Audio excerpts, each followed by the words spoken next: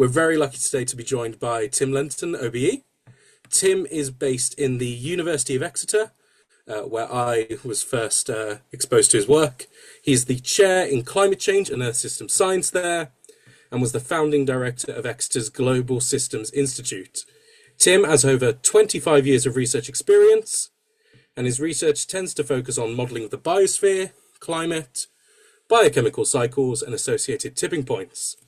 And it was Tim's work in identifying these climate tipping points that helped inform the setting of the 1.5 degrees Celsius climate target at the Paris Agreement.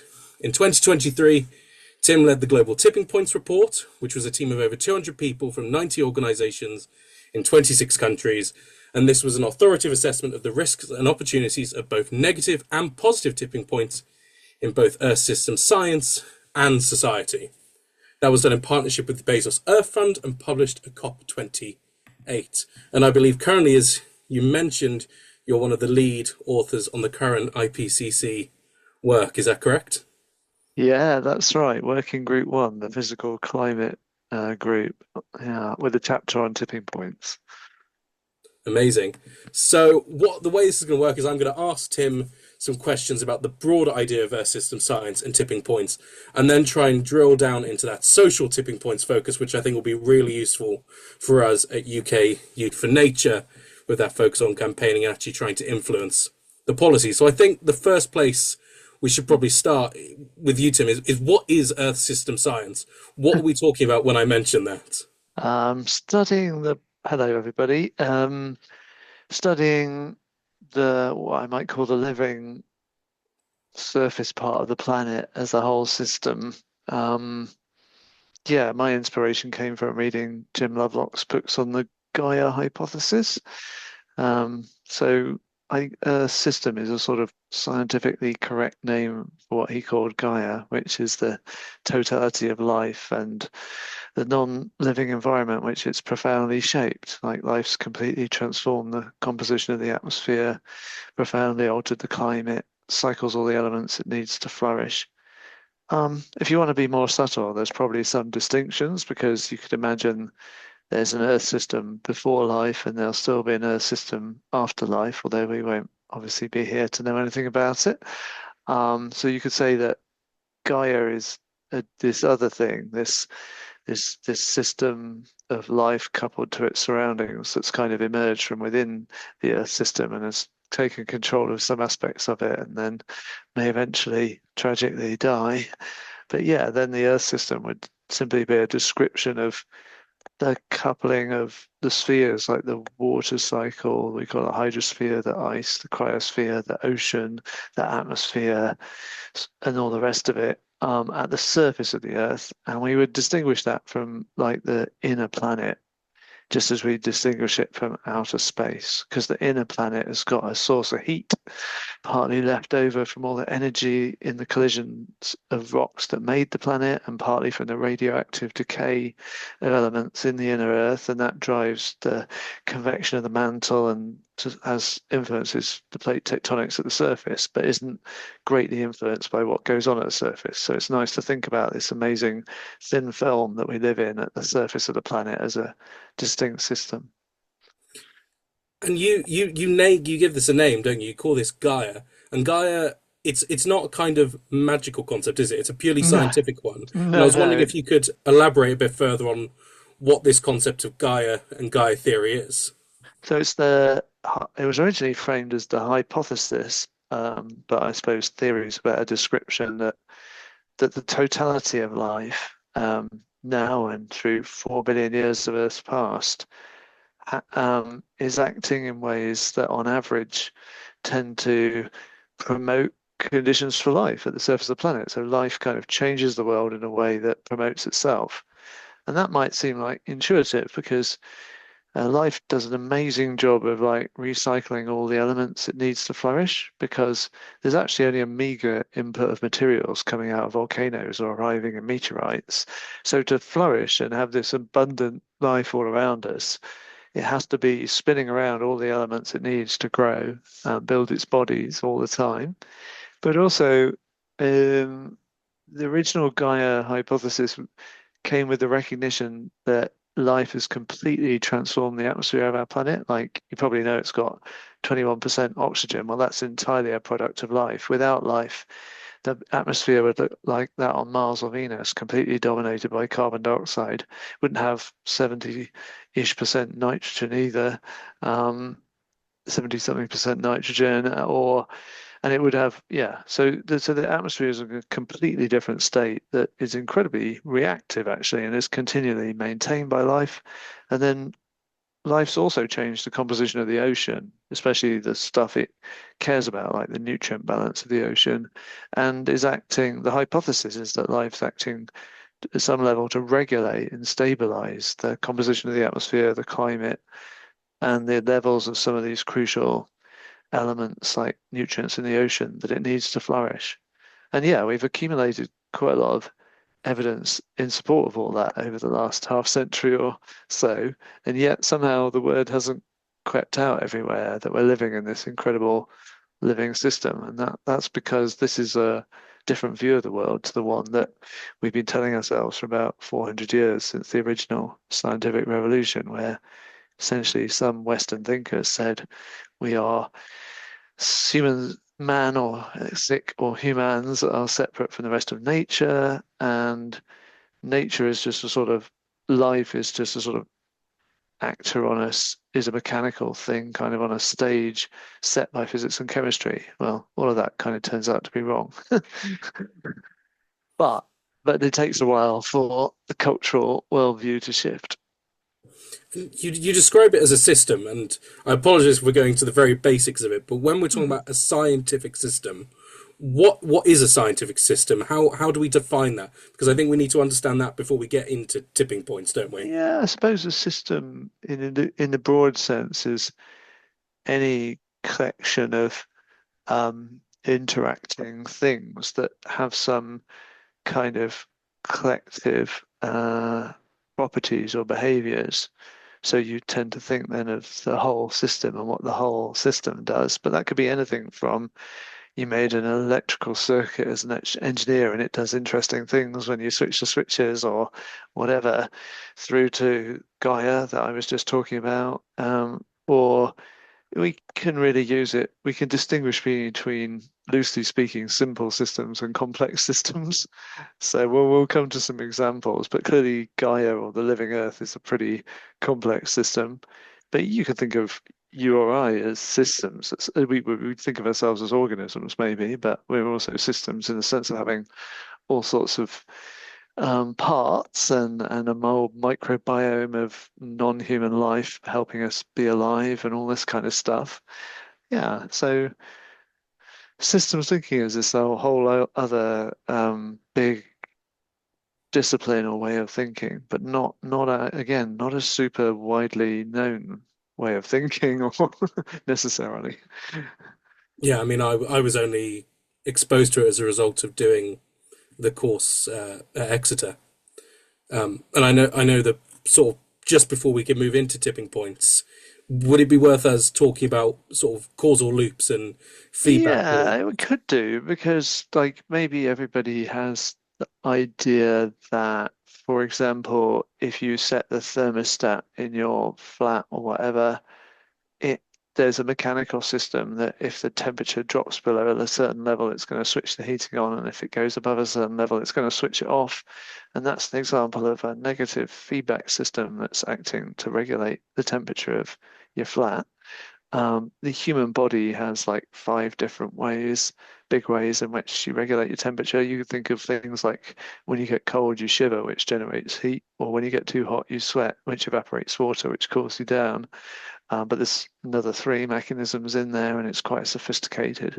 Again, negative feedback, temperature regulation system.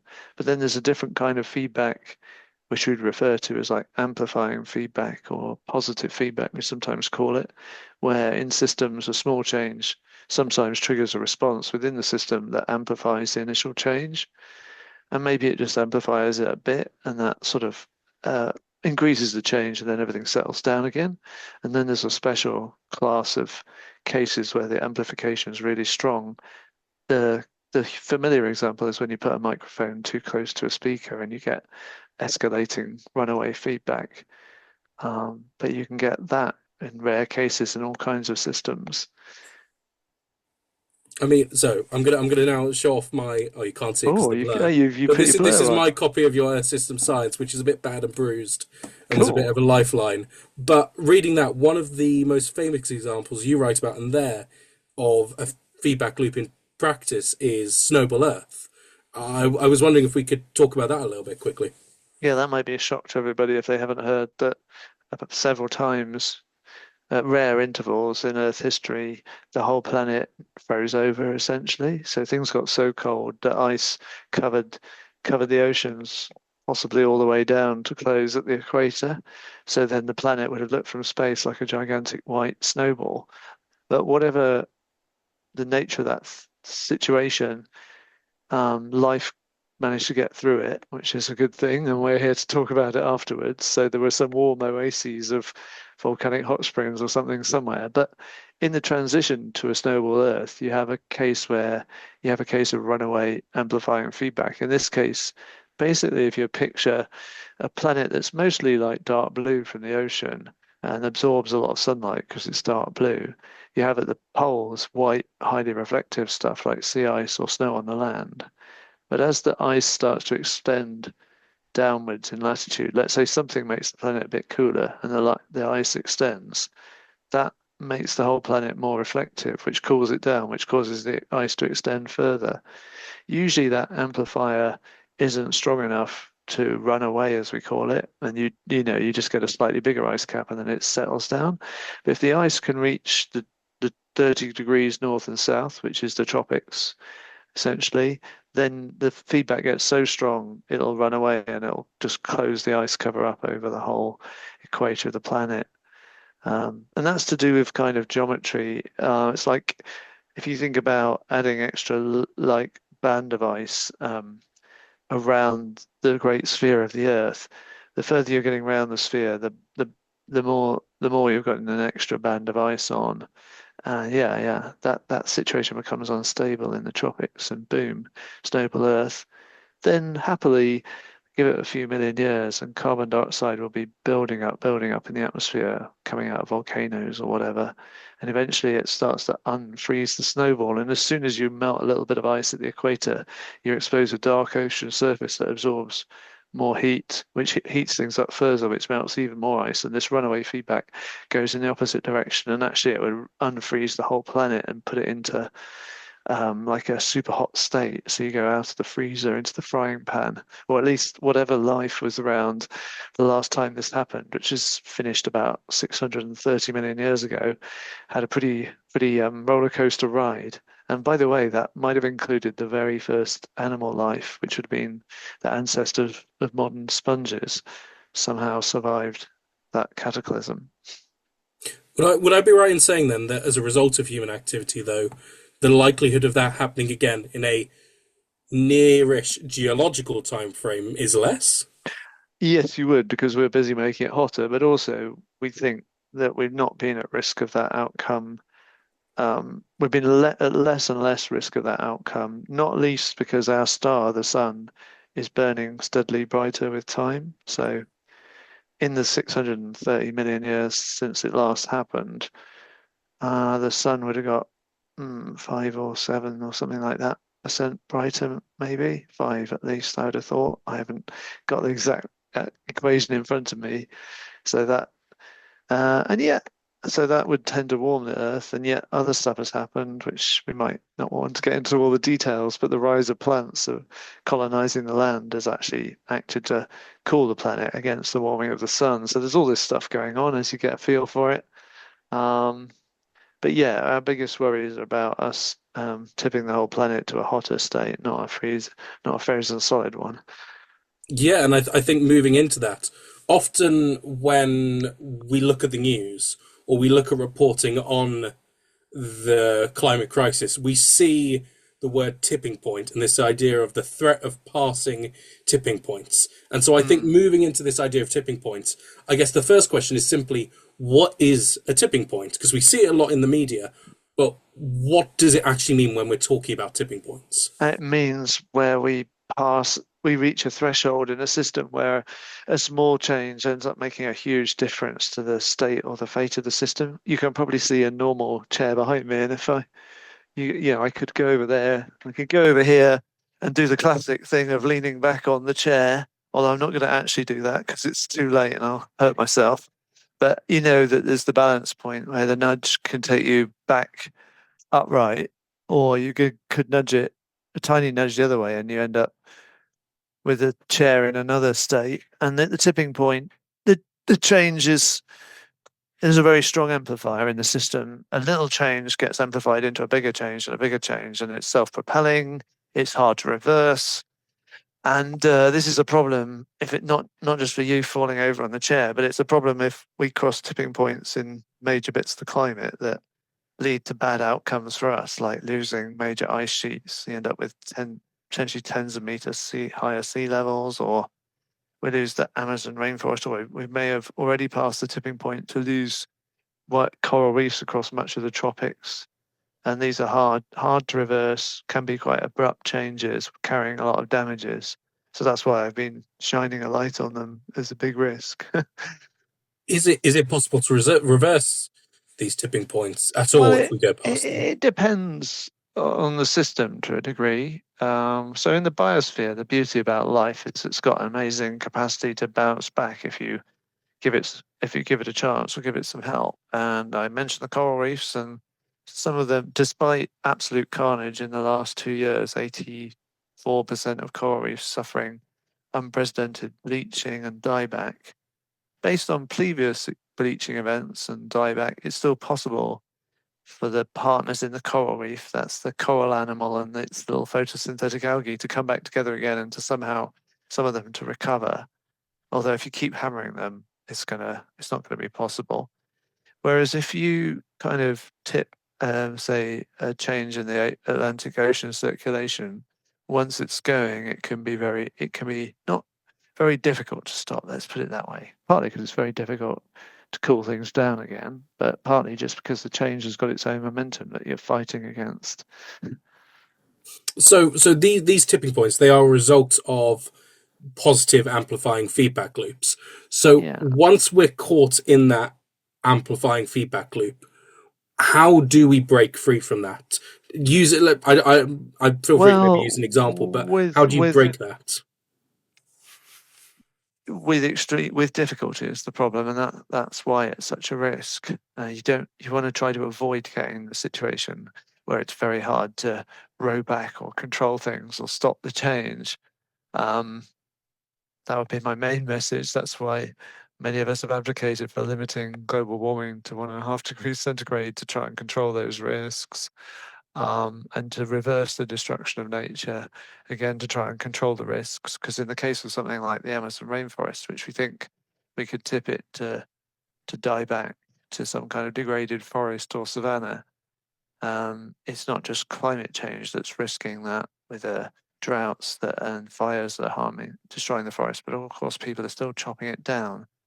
So there in the biosphere, if we took away the other human pressures, even if we found it hard to reverse climate change, we'd give the forest in that case back a bit of resilience. Yeah, and I've written recently on the biosphere tipping because it can work in both directions. The good news is we could positively tip the recovery of some collapsed or degraded ecosystems. We just might have to work very hard to get the system back, which is one of the qualities of these systems. When you tip them, you're in a different sort of stable state. It has its own damping feedbacks that maintain that status quo, like the chair tipped over. You have to do a lot of work to tip it back. But it's maybe in the good news for nature is if we can control the drivers to some degree, we have maybe still potential to positively tip recovery. Does that link into the idea of alternative stable states, which you talked about, or is that a different concept? That's right, exactly. So the key idea here, folks, is just like the chair. There's it's stable upright back there, and if I tipped it over and left it on its back, it was perfectly stable in that state. And the boundary conditions, like my room or whatever, is the same.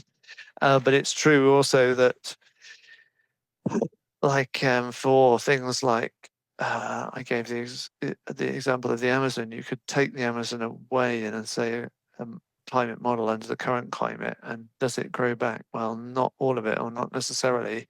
There's big chunks of it which get stuck in the no forest state. Or the same is true of the Greenland ice sheet, or the West Antarctic ice sheet, or the great overturning circulation of the Atlantic Ocean. You destroy it or take it away, and you're in a different stable state, and it wants to stay in that state. And that's one of the beauties of these complex systems, but maybe in a bad way in those cases. But I mean, another way to think about it that's maybe intuitive is life and death. That's two alternative stable states of you. And you can get from one to the other. It's hard to get back. So very quickly as well, before we move into this idea then of social tipping points, which I know you've done a lot of work over the past few years, as a UK-based organisation, and a lot of our campaigning is often done on like a local level or with our local MPs and councils. What tipping points maybe are there for us to be particularly aware of that we can act to try and prevent going near ourselves? So on the well, that sounded like a question first about the bad tipping points that we've got to be concerned about. I And think I was at DEFRA kind of a couple of weeks ago giving a science seminar, and 1,000 people turned up, which was a good sign. But I was talking about the risk of tipping a collapse of the Atlantic Ocean's great overturning circulation, which includes the Gulf Stream, which gives us a nice mild climate, especially in the winters. If you get a globe out and go around the planet at the latitude we're at, you'll find yourself in sort of in British Columbia, and you might know something about how harsh the winters are there, where they don't have the equivalent of the Gulf Stream. Well, if we tip that change in the ocean circulation in the Atlantic, then well, you could say all bets are off, but suddenly the whole country is a lot less habitable, a big catastrophe for society and for nature. So that's a big one. That is a big reason to try and limit global warming, to limit that risk. It's a bit perverse that warming globally could end up triggering a tipping point that leaves us, at least in the winter, a whole lot colder. But that's the nature of these complex systems sometimes. But yeah, there are other risks, of course, that you'll know about. Maybe that we let the climate change continue, and some crucial ecosystems like the upland peatlands, like on my favourite playground of Dartmoor, are going to be lost. And that's a massive store of carbon, as well as interesting from a biodiversity point of view. So I could probably reel off a bunch of possible negative tipping points at different scales that matter for our country and its nature. But frankly, as I think you probably all know, we're already decimated nature in the UK thanks to industrial farming, basically, as well as now climate change on top of that. So nature in the UK is in a really bad place already, and that might be better to talk about what are the actions we can take to like positively tip its recovery. Number one would be eat less meat, so you're putting less pressure of like basically red meat is the biggest driver. Red meat eating, grazing fed beef and sheep or whatever, that's the biggest single driver of globally and for the UK as well of of taking land away from nature. But independent of that, we can think about, once we've taken the pressure off and we've liberated, let's say, some land that we might be able to want to regenerate nature on, there are ways we can work with the feedback loops in nature to positively tip recovery of the natural state of ecosystems, and there's a load of examples we could think about in the UK case there. But historically, there's been, or at least in one iconic example or two in the UK of where we were in a bad place for nature. So in the Norfolk Broads, which is like this artificial shallow lake wetland anyway, a load of nutrient input tipped it into this horrible green goo of so-called eutrophic state. And over decades, actually, some scientists and managers realized that if we could reduce the nutrient loading and do some other interventions, we might be able to tip the broads and the lakes back to clear water and higher biodiversity. And they managed it. Not, yeah, with some success. Um, Meanwhile, in the North Sea, we've been overfishing fish stocks, as is our habit, and fish stocks have crashed for like 6 major fish species, things like from fish and chips, cod and plaice are two of the six. But by limiting the amount that fishermen were allowed to take of certain species through something called maximum sustainable yield, which is a bit of an oxymoron, but let's just go with it. By basically limiting fish takes, we've seen the recovery of hake and plaice stocks, which is 2 out of the 6 crashed fish stocks. And in principle, we get some of the others back, although for cod, there's some extra subtleties. So yeah, there's some real examples there, and there's much more potential than the examples that haven't happened already.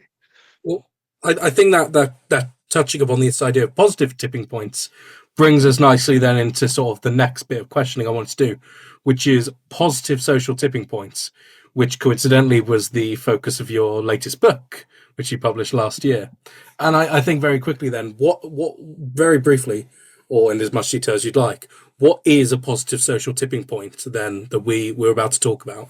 Well, it's essentially where social change in a desirable direction, at least for those of us on this call who might agree that we want to stop climate change and regenerate nature, let's say, and increase social justice and a few other things besides. It's where that desirable change itself becomes self-propelling, because you reach a tipping point where the amplification in the social system is so strong it just supports more and more change.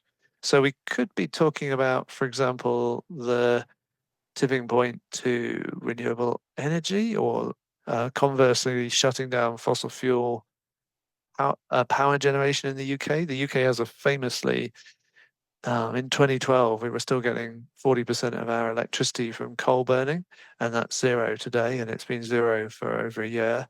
And in fact, it fell off a cliff around 2013, 14, 15. And that was a self-propelling change. Government can take some credit. They didn't exactly plan it this way, but they were putting up the floor price, they call it, on carbon emissions just in the power sector, and guaranteeing it would only ever step up. And they tipped the situation so coal burning started to become unprofitable. Investors pull their money out. That makes it even less profitable. So more people pull their money out. And essentially that was a self-propelling demise of coal. Whilst at the same time, we're seeing a self-propelling rise of offshore wind power. The more we deploy, the cheaper it gets. And that is an incentive to deploy even more. And then for you and I, we might choose to consume stuff if we're, maybe for the sake of argument, maybe we've got a car and it's a petrol or diesel one, but we need to replace it. And we might choose, if we could afford to get an electric vehicle. And that, by doing so, we activate some amplifiers. The more batteries and electric vehicles I make, the cheaper and the better they get, and the more accessible they get. So those who do that, who consume the cleaner, greener alternative, actually make it more attractive, more accessible, more affordable for other people to consume it, which is an amplifier. And we might argue the same could be true for diet change, as we see the movement of some like various vegan groups or whatever.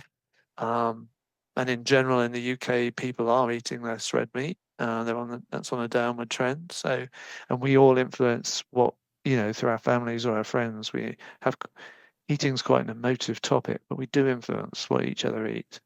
So yeah, there's I touched on a bunch of examples there.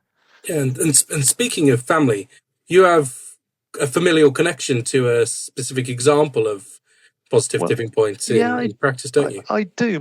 It's like a distant one, really. Although my grandfather used to refer casually to his Aunt Lillian, but actually she was like a second cousin or something. But you ever knew her, and Lillian Lenton in 1913 was one of the famous suffragettes who fought successfully for votes for women. And in a particular episode I write about, she went through a kind of horrific experience, having been imprisoned for having done a particular arson attack, burning down the tea house in Kew Gardens. She went straight on hunger strike.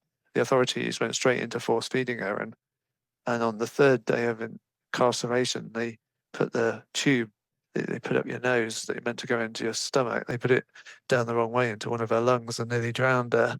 And then there was a whole public furor when the Home Secretary at the time lied about what had happened as they discreetly released her from prison, not to hospital, but to the care of her friends. And then, yeah, this public furor blew up when everyone realised the state had nearly killed her. People weren't actually that, in general, just like now, I'm afraid, with Just Stop Oil or whatever example you want to think of, the general population weren't generally very enamoured of the militant suffragettes burning buildings and smashing windows, but they gained a lot more sympathy for the cause when episodes like that happened, where the state nearly killed the protester. Yeah, so that's part of a long civil rights struggle, of course, but a successful one, where a tiny minority of really, really courageous people changed social norms, as we call them, for everybody, change us towards a genuine democracy. Well, Yeah, with all due caveats. and thank you for sharing that. And I think there's also another quite a famous example that you write about in your book involving the band Aha and a positive social tipping point, isn't there? Yeah, that's right. They are the reason why Norway has tipped it wholeheartedly to people in Norway. Everyone's buying electric vehicles, 98 or 99% market share, 10 years ahead of the rest of the world. And it all traces back to like 1989 when Morten Harket and a couple of the other band members and their mates, who are Harold Rostrick, an architecture professor, and Frederick Haug, an environmentalist, all got together and lobbied the Norwegian government to adopt a bunch of 9 policy incentives for the adoption of electric vehicles. Because at the time, Norway's running on like really cheap 90-something% hydro electricity, and there's a good grid, and those guys knew you could plug an electric vehicle into your home and charge it up with electricity way cheaper than running on oil, petrol or diesel, etc., etc. And they fought a long, long battle for a decade to get all of their policy demands sort of adopted. That put Norway ahead of everybody. They experimented with what were then little kind of electric city cars, but they started to like them. And then when big manufacturers like Nissan put vehicles like what was called the Leaf on the market in 2011, 2012, by that point they're primed and the incentives are in place, and it costs about the same amount to own the electric vehicle as a petrol or diesel one, and all the Norwegians go for it. They just start adopting the EVs, and the more they adopt them, the more they persuade their neighbours or their friends to adopt them. Yeah, and the whole population tips. Thank you. And I guess rolling back a little bit to sort of fully understand the theoretical way that these positive social tipping points work, beyond obviously these dealing with society as opposed to the climate science, does the way that the tipping point comes into place and tips differ between this and climate tipping points, or do they broadly work in the same way? Well, the crucial thing with the social ones is we can have some intention, or we can deliberately try to tip the system, and we have agency to be part of the tipping. The thing in common is the strong amplifiers in the system. So I kind of described the more of us who adopt something, whether it's a norm, a behavior, or a new technology, the more other people we can influence to adopt it, if that makes sense. It's just like an infection.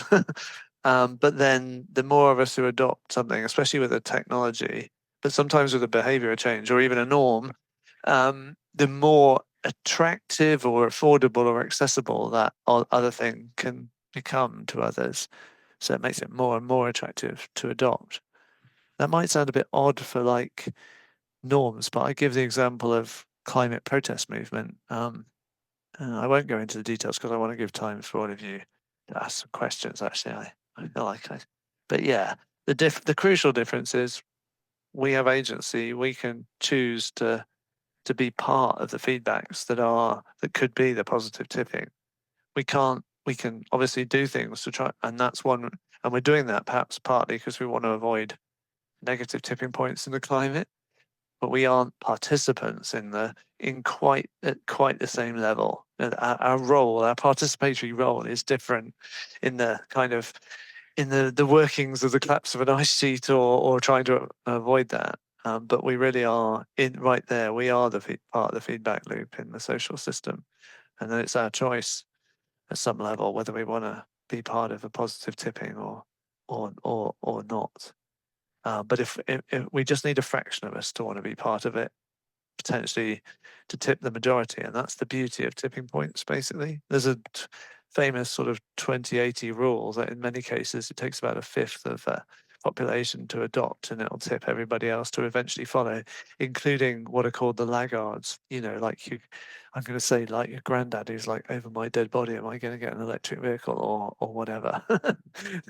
Well, they will eventually when it's the by far the cheaper and better option. Yeah. And I guess very quickly, before I do open up the floor to questions, and the way that will work is if you could use I believe you can, in the React section or the chat section, you should be able to raise your hand. Is that a feature we have, Ben? Yes, we do. People can raise their hands. Perfect. Amazing. So after this question, either raise your hand, or if you don't feel comfortable speaking out loud, you can type it into the chat, and I'll try and read those out for me. So yeah, very quickly before we open up to people's questions, I wonder, as an organisation that focuses on nature and conservation, as well as the wider climate crisis within the UK, what advice would you give for us to utilise this idea of positive social tipping points in order to help conserve nature within the United Kingdom? And also, we've got someone asking for more details about what you were talking about before. Well, we'll come to that in the questions, but yeah, well, I've recently written on positive tipping points for nature, started trying to lay out some of the theory of change. Because obviously we need to maybe develop it together, but I've tried to set a framework for thinking about how we can have the maximum agency to stop the destruction of nature and to regenerate nature, work with nature to positively tip its recovery, but also actions that we can do to get positive social tipping of the adoption of nature positive activities, if that makes sense. Like we can actually learn something from other cases around the world about where there's been a positive social tipping and communities have gone in of the adoption of things like marine protected areas have spread like wildfire and disseminated to everybody in some contexts. And the crucial lesson there, by the way, is give people the autonomy or communities the autonomy over their ecosystem to determine it and their fate. It seems to be the cardinal rule to get the really effective spread of those social spread of those nature regenerating initiatives. So if I'll put it in the chat. Oh, I wonder if you get the access, or I'll send it around afterwards. But I've tried to begin to lay out this theory of change or way of thinking in the hope that you guys and some other groups, like I work with WWF on the Living Planet report this year, is going to have a lot about positive tipping points. We're just trying to put it into practice, work out the concrete actions and initiatives. Because it's, as you'll all know as activists, it's easy to be spending a lot of your time doing stuff that's ineffectual, even though you wanted it to be effective. So the trick is to use what we know to work out what are going to be disproportionately effective rather than ineffective actions. And I'm not pretending I've got all the answers, but I might have some clues from looking around the world and across the piece as the way to think about that, to identify the most powerful interventions. Fantastic, thank you. And yeah, if you'd like to email that over to me and Ben, and we can stick that up in our Slack afterwards. I'm going to put a link in the chat, and then we're probably going to discover that you don't have access to the journal, and then you're all going to complain, but then I'll send it around after. Thank you very much. And with that, no worries. Then, I'll open up the floor to any questions. So stick a hands up thing or type your message or question into the chat box and I'll read them out for you. No access. yeah, okay, Charlie, right. We'll send it around after. Never mind. Harry, go ahead. Oh, yeah, you're mentioning EVs and veganism and that kind of thing. Are there any other tipping points you think we're nearing socially that would be a good thing for us to contribute to sooner rather than later? Social ones. Well, I may not be that close, and it might seem the province initially of the richer people, but the heat pump adoption in the UK deserves our support. We're in a bit of a. We could also lobby the government to reform electricity pricing to pass on the savings from ultra cheap renewable energy in the form of what we pay, or we have to go with Octopus Energy to get a kind of nighttime or particular hours access to cheaper renewables. So they're doing good work. But yeah, if we can access the cheaper electricity that's coming from the cheapest generation, which is renewables, then it starts to make economic sense. We need the government £7,500 subsidy, but actually in the long run, heat pumps in our homes is a big deal for the UK because heating our homes is still a big source of emissions. There are a few other examples, but that's one. Thank you very much. Thank you. Anybody else? Oh, well done. Someone's found the paper and stuck it in the chat already. Legend. Oh, thank you very much. Oh, yes, I think I could see it. I could see a physical finger up. I was going to ask, you spent most of your career on like the science. I'm sure always having a communicative aspect to it, but how do you personally find now, like talking more about social tipping points? It sounds like your career has taken more of like maybe like an activist-y slant or like policy change slant. How have you found that?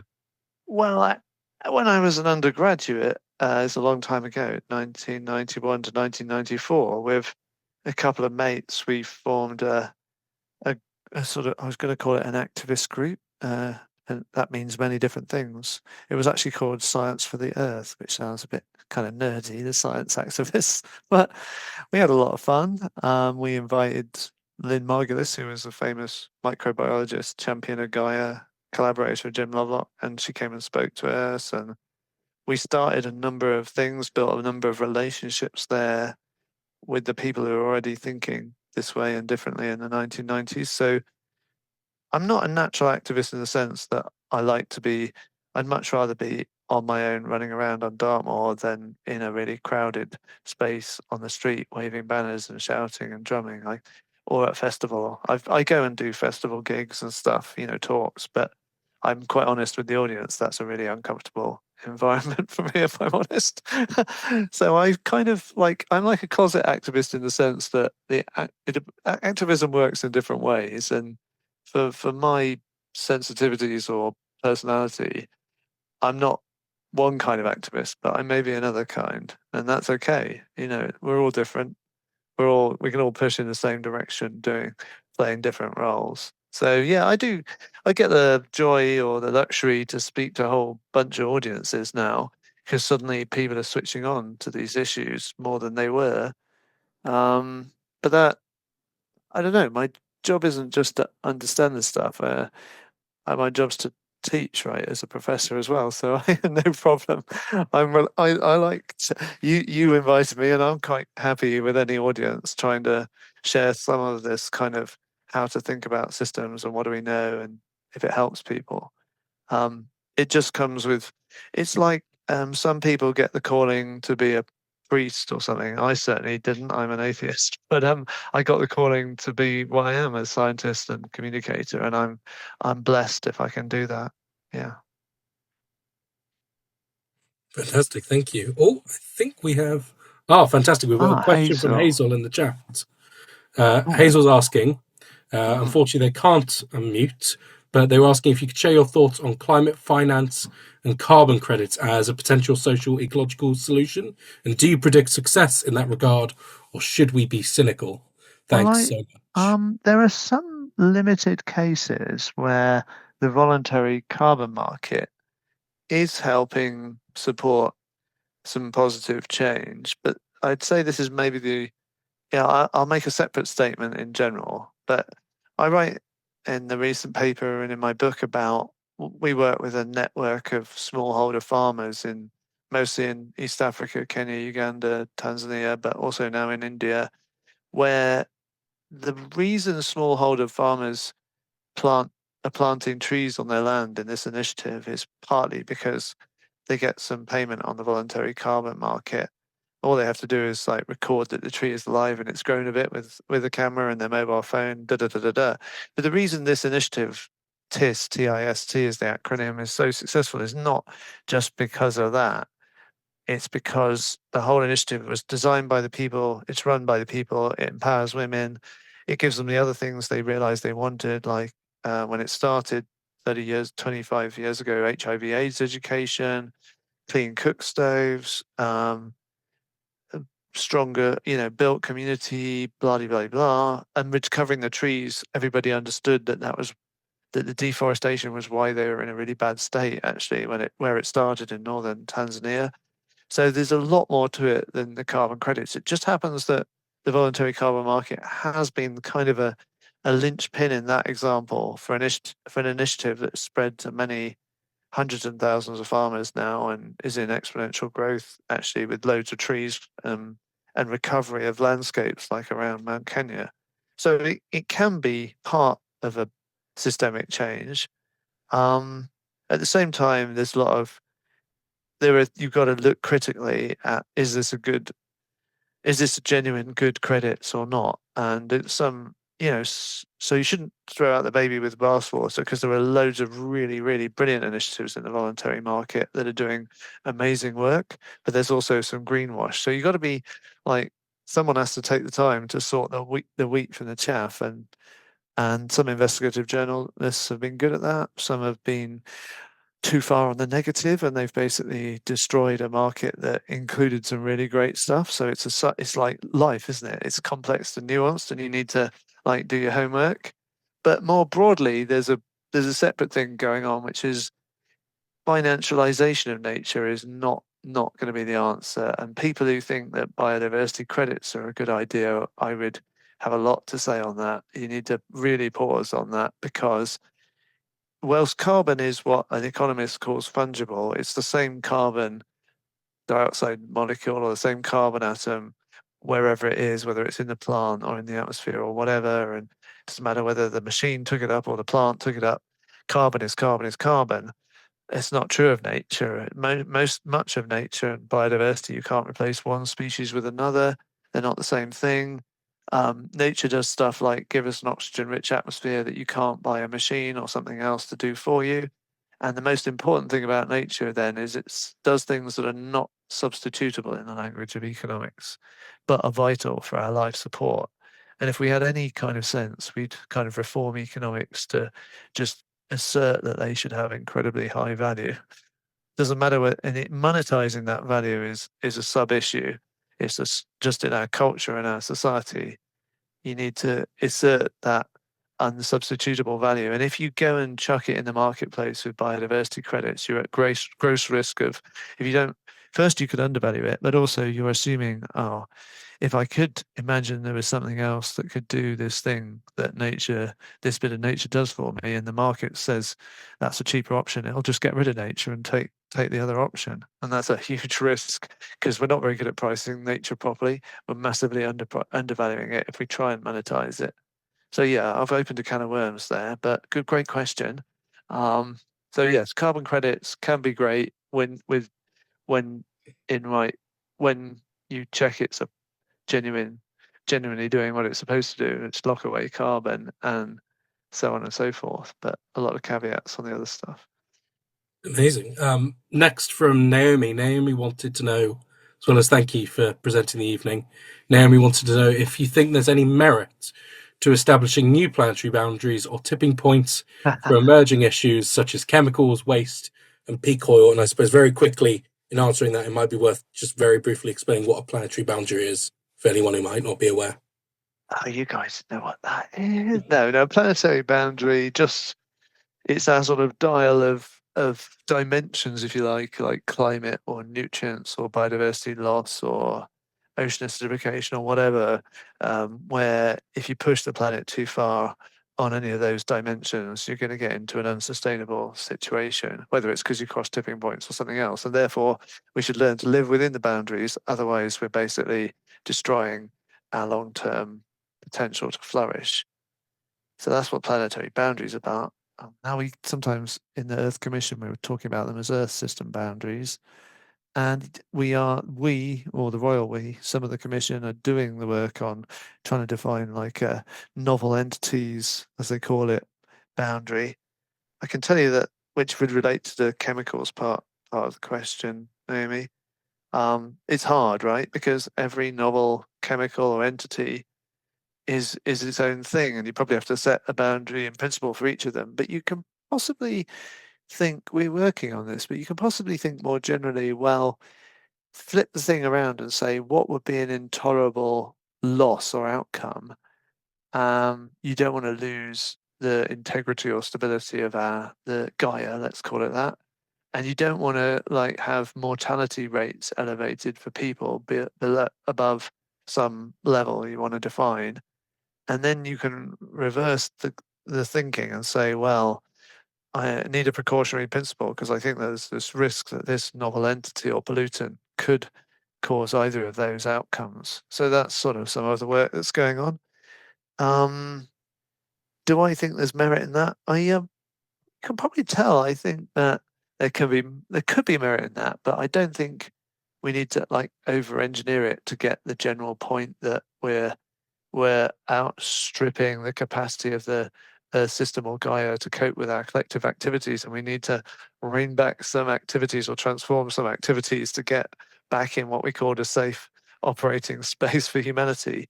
I don't think at some point it's not going to pay to add all sorts of extra detail to that, although all of us geeks love the detail, because people should be able to grasp the more general point. But managers need numbers to work with, so it can help in some contexts, but it can also obscure in others. So because you have to like nuance what makes sense as a regional boundary, not just a global boundary.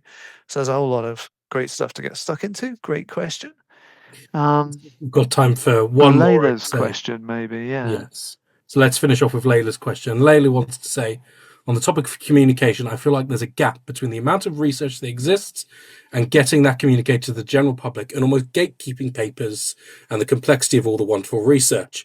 How are you finding communicating science to the general public, to those maybe who might struggle to digest the jargon of climate science? Well, yeah, I enjoy the challenge of trying to make it understandable or intelligible to my mates down the pub or whatever you want to think of, or some non-scientists. I don't claim that you always strive to do it better. But if there is a massive, as you suggest, a massive sort of frontier there of translation work, you could call it, and it needs the more the merrier engaged in doing the translation. So I'm actually thinking hard about how can I scale up this translation work on tipping points, bad and good, and yeah, watch this space because I want to launch something that tries to do that, because it's clear the demand for this thinking or knowledge currently outstripping my capacity to supply it. And yeah, of course, that translation, that interface is full of its own fun challenges, but some of us were born to like enjoy hard problems and challenges, so it's absolutely fine within reason. The job, I think, more broadly is for all of you and everybody who's passionate about this stuff to be part of that translation communication and make our voices heard and intelligible, because people, there's this thing called the deficit model, but it's wrong. It's not that people are out there waiting to be educated or on all of this stuff. That's not really the best way to think about it. Everybody's got some awareness that, my God, this climate's different to what it was before, and people have just got different levels with their knowledge base, but everyone's got the tools in their head to grapple with this stuff. So it's more like, and they've got their own concerns they want to bring to the party. So it's about finding those opportunities for engagement. And then you're right, it's a great fun challenge then, just communicating clearly. But if you understand something like really well, whether as a scientist or whatever your field, then you should be able to communicate it clearly, only if you really understand it well for yourself can you break through to that point where you can find, like as a teacher, some different ways of communicating it. Yeah. Thank you. Before we finish, I just wanted to ask if there's anything you'd like to promote, and where, if people are interested more about what we've talked about today, where would you recommend people go next to learn more about these topics? You could read our global tipping points reports, or delve into them. At least I wouldn't recommend reading the whole thing. Just find what works for you. I'll put the link to the general resource on the chat. There's we've got the positive tipping point stuff. I'm not going to tell you to go out and buy my book, but but if anyone feels moved to, I work really hard in that book to try to communicate this stuff in a way that would be fun for the reader and would leave you feeling empowered. But maybe I did that already today. I don't know. But yeah, there's lots out there. Let's put it that way. And then I probably would love it if to hear more about what you're up to, or just to feel that we're all in this together, and we could all be participants in making the change and spreading the word, which I'm sure you are. So that's cool. Amazing. And on that note, I think from all of us at UK Youth for Nurture, thank you so much for joining us tonight, Tim. Yeah. Thanks so much for giving up your time. Nice to meet you. And yeah, maybe we can keep you in the loop about what we get up to next if you'd like. Awesome. Yeah. Keep me posted. I'm going to go Amazing. find out how my son got on in his first AS levels today. Yeah. Fingers crossed. Good luck. Yeah. Thank you very much. Cheers, Have everyone. a nice evening. Okay, bye-bye, everyone. Thanks for coming. I'll put links in the Slack channel.